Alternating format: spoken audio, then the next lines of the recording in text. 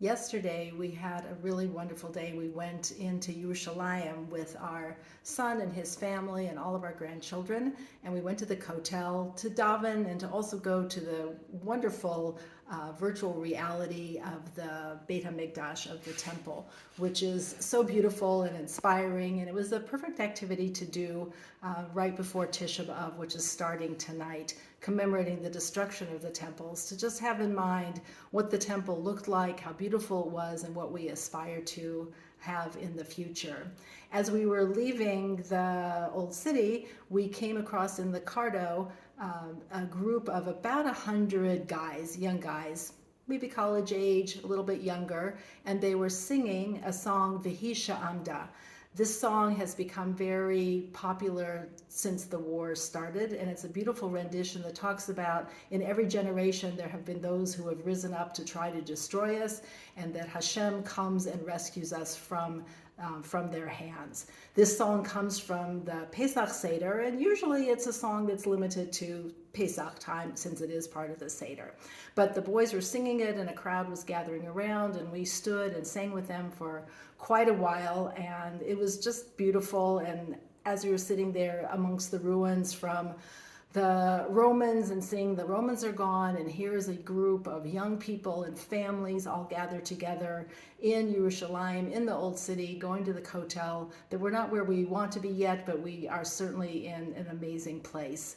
So after we went there, we continued on and we went to have dinner. And as we're sitting and having dinner, our little grandson, who's 2.5, started singing Dayenu. So at first, obviously it's very cute having your grandson sing Dayenu, but what really entered my mind is that he did this unconsciously, subconsciously, because we were singing a song that was from the Seder. It started his playlist of songs from the Seder, and he started singing Dayenu.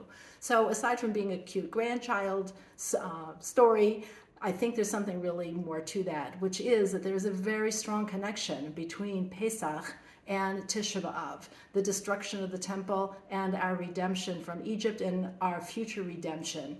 And it's symbolized by the hard-boiled egg. The hard-boiled egg we're going to eat tonight as we get ready for the fast, the tradition to dip it in ashes to commemorate the destruction of the temple. But that same hard-boiled egg, minus the ashes, appears on our Seder table as a commemoration also of the pain, but also of the redemption, and we have them both.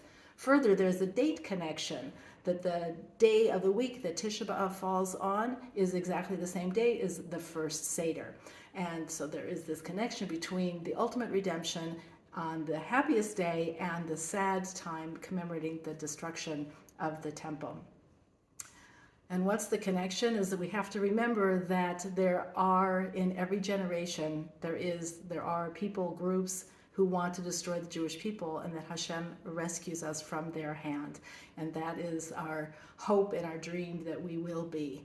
I saw a beautiful quote, and I think it was from Chabad, that said that the Jewish people live on the edge of eternity, and that on one hand we are ever mindful of the horrors and the destruction and the pain and sadness and sorrow that have come from the past and that we are still experiencing, and ever hopeful for what could be, and redemption and the peace and the rebuilt temple and the saving of the Jewish people.